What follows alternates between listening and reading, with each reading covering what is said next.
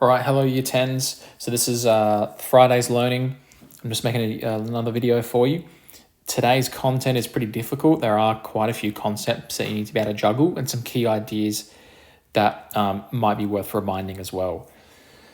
So for these questions here, all right, we're asked to sketch the graphs, giving the x-intercepts. And now you might look at these questions and go, oh yeah, that's a standard quadratic equation, and we can just factorize that using factors of AC that add to B. And if we have a go at that real quick, you'll find out that we can't do that for this particular one. So x squared plus 6x, all right, plus 15. So factors of, let's write that, factors of 15, that's just the AC part, right? That add to B, which in our case is 6 here. And so can you think of two numbers that multiply to make 15 that add to 6? So 3 and 5, they won't make 6. 15 and 1 won't make 6, and they're the only factors. So there isn't actually two factors of 15 that add to 6. So now, finally, there's another strategy that I'd like to share with you, and it's called factorizing by completing the square. So we can't actually use that method. You can delete that. What we'll go ahead and do is just remind ourselves of a key idea. And it was, I'm just looking at the textbook here, and it's exercise 5E, and it's this key idea here. So what we're trying to do is create a perfect square. We're trying to create this looking thing because that can easily be factorized. And the way that we do that is by essentially adding b divided by 2. So whatever the b value is in our equation, we divide by 2 and then we square it. And then we balance by subtracting the same thing. All right, so I'll write the key idea on the right-hand side, but although it goes on the left, or you can put it in your notes, wherever. But this is the key idea for today. That is, I guess, more of like a revision, and it's around factorizing by completing the square. So factorizing by completing the square. And this is used for methods when we have quadratic equations in this particular format, ax squared plus bx plus c, that cannot be factorized through the traditional method that we learned. So it's another method. So factorizing by completing the square, and it looks like this. And you ready? It equals this. This is how we do it. So we write, I'm going to change colors up a little bit for a particular purpose. So I'll just zoom in here. So ax squared plus bx. And now what we do is whatever that number is in the b position, we add that number, but we halve it and then we square all of it. Now, if we've just added something that wasn't originally there, we just subtract the same thing. So b onto squared. And then we add our c that was originally there in the equation. So this is here, this is here, and this is all new. And the purpose is because we couldn't factorize with the traditional method, and now we'll be able to. And I want to just quickly change the color of these last two terms here. Because we've now, I guess, completed the square, we now have a perfect square here. This will be a perfect square, and that will allow us to turn this into a turning point looking equation, and then we'll deal with this number on the end later on.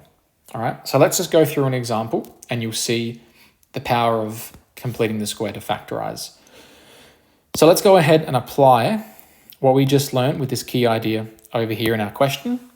So I'll just go, I'll go with green because I am actually, oh no, I'll stick to blue, that's fine. So y equals x squared plus 6x. And now what I'll do is I'll add the 6 because that's the B position. So it just goes there. We divide it by 2. No matter what the number is, that's the rule. We just halve it. And we put everything in brackets to indicate we're squaring all of it. Now remember, if we're going to add something new here that wasn't originally there, we have to then just subtract it. So 6 over 2 squared. And then we'll add our 15, which was originally there. So this and this and this and this all are there from the original question. We've just completed the square here. All right. And what we'll do now is just, again, like I did before, I'll change the color just so you can see that we've got 2 pieces now. All right. This piece and this piece. All right. So let's go ahead and answer these, just simplify these little fractions. So y equals x squared plus 6x. All right, plus, now let's try and solve this. So 6 divided by 2, that's 3. 3 squared is 9. So it's going to be plus 9. And then we'll take away 9, because that's the same thing, and plus 15. Yep, that's so far so good. I'm going to go ahead and collect these 2 numbers here, the ones that are in the same colors, but I won't collect with this number here. I'll leave that separate because we're trying to keep this all together because this is a perfect square. So let's go ahead and keep going. Y equals x squared plus 6x plus 9. And now negative 9 plus 15, that should be positive 6. So plus 6. Okay, please think about what we've just done. If you were to collect these 2 numbers, positive 9 and positive 6, you would get plus 15, right? Which, have a look, it's exactly what we have in our question originally. So this is all exactly the same as this. I've just split this constant up into 2 numbers, right? And I did that by doing this special method where we halved the b value and then squared them. And it gives us these 2 special numbers. And the reason, and I guess the result, is it splits it up in such a way that this number now completes the square with this equation, all right? And what does that mean? It basically means that we're now only going to have one factor. So, you know, when we factorize with factors of AC that add to B, and then we'll usually set up, and it looks like this, x plus something else. That's what we're going to do, but now we're only going to have one factor here, and that's what we call a perfect square. And let's do it right now. All right, so factors of 9. Now, we're going the long way here, but I'll explain to you, you don't need to do this after. So factors of 9, that add to 6. Well, it's 3 times 3, that's 9. 3 plus 3 is 6. So the factors are 3. So x plus 3, x plus 3, all right, equals 0, and you can factorize and all that.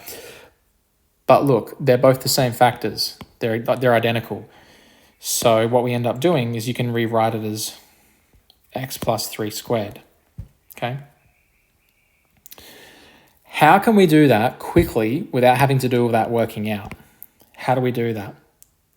Well, the way that we do that is by recognizing that if you grab this number and you halve it, so half of 6 is 3. If you can square that, whatever that half is, and it gets to the same number on the end here, then you've got a perfect square. So essentially just halve that number, half this number, if it can be squared to make that number, and then write it here. So I'll just start from here. So factorizing, just this blue section here, I'm just going to halve 6 and write it like that. And the reason why I can do that is because that number will square to make 9, which is right here. So it's a perfect square. Okay, the last thing we need to do is consider that 6 on the end. So I'll go ahead and write plus 6. And now what we've got, I'll just write my y equals because it's an equation. We've got a special turning point quadratic now, all right? So I'll write turning point. This particular equation is in turning point form now. Now I can automatically see the turning point, and I can factorize to find my x-intercepts, and I can also go ahead and find my y-intercepts. So I can do all of these things now because it's in turning point form that I couldn't do before because it was in regular form, okay?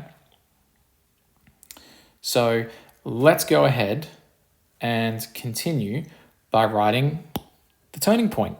So that's after I've completed the square, I'll go to my turning point.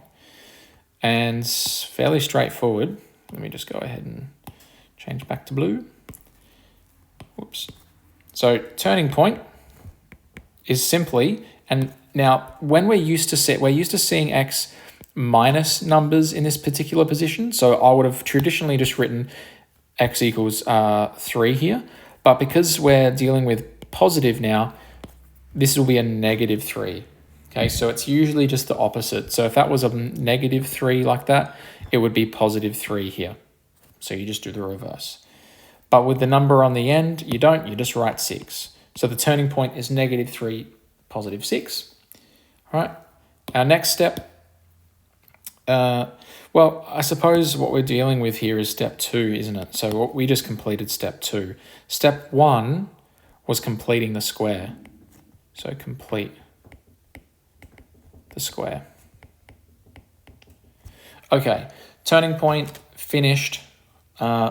Step 3 would be the y-intercept. So let's go ahead and see if we can use all this space. Y-intercept. And it's found the y-intercept when x equals 0. I am running out of room here, aren't I? So I will go ahead and move up here. And hopefully you've written the stuff on the key ideas down. Pause it if you need to write it down, but I'm going to go ahead and delete that because I need a little bit more room. Okay, I'll write all the way up here, trying to maximize my space. So when x equals 0, we find the y-intercept. So I'm just going to write the equation again. Not this one, but this one. And I'll rewrite again with x equals 0. So y equals 0 plus 3 squared plus 6. Now let's try and find what it is. So 0 plus 3 is 3. 3 squared is 9. 9 plus 6 is 15. That's my y-intercept. Y-intercept equals 15. Okay. Now, the good part about this particular form of the equation is that that was already given, all right, because that number tells us the y-intercept when it's in the regular form. So anyway, we found it. Let's continue now. So we've got our y-intercept, we've got our turning point. Let's try and find our x-intercepts. So x-intercepts are found, and this is, let's just change the color here. Color, black, and this is step 4, x-intercepts, and they're found when y equals 0, okay? Let's make that a little bit neater.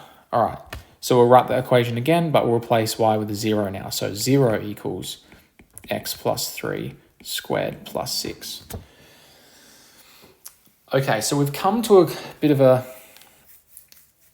important point in our working out here.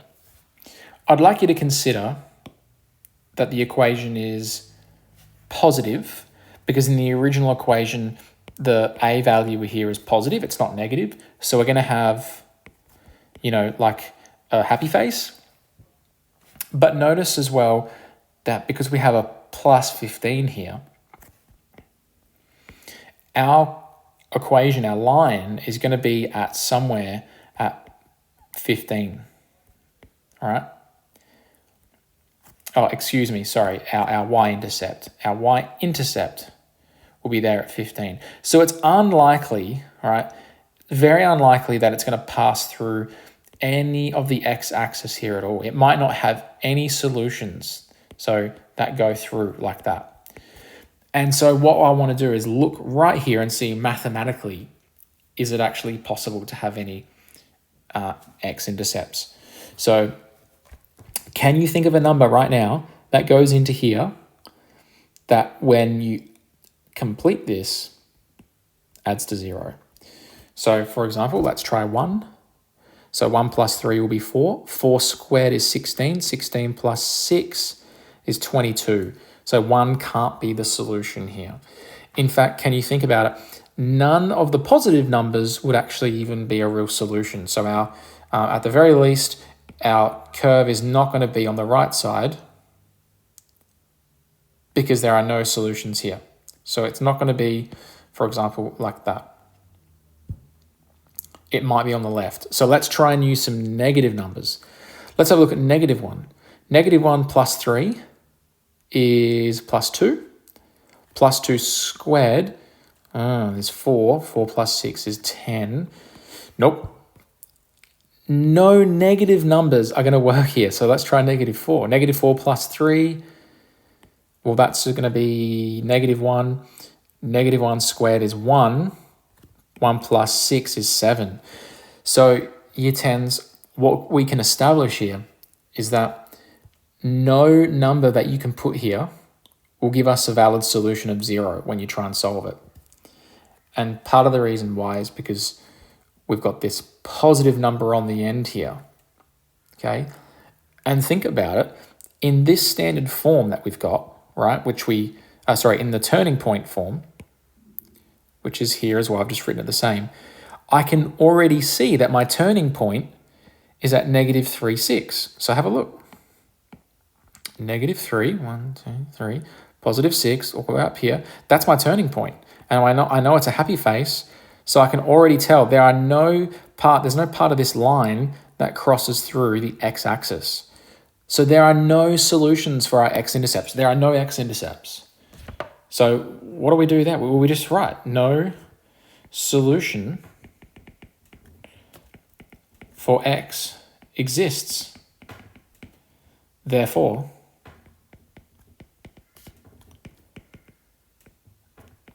there are no x-intercepts, which makes it easy for us to graph, right? Makes it fairly easy. So I'll just go ahead and graph it. Let's use black for our graph. So I'll try and use the corner here.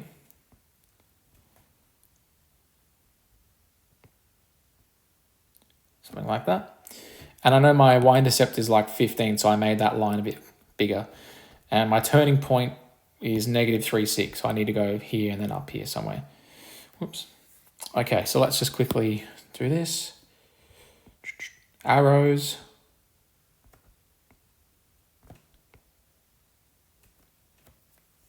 And I'm thinking I will write x here, y here.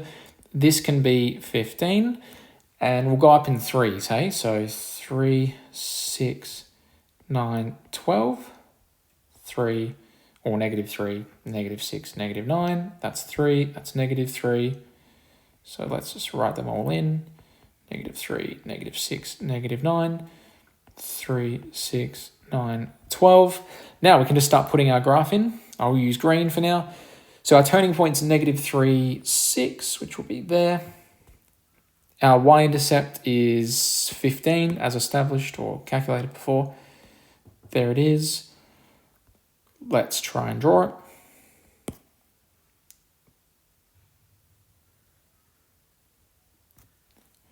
Okay, that didn't work out very well.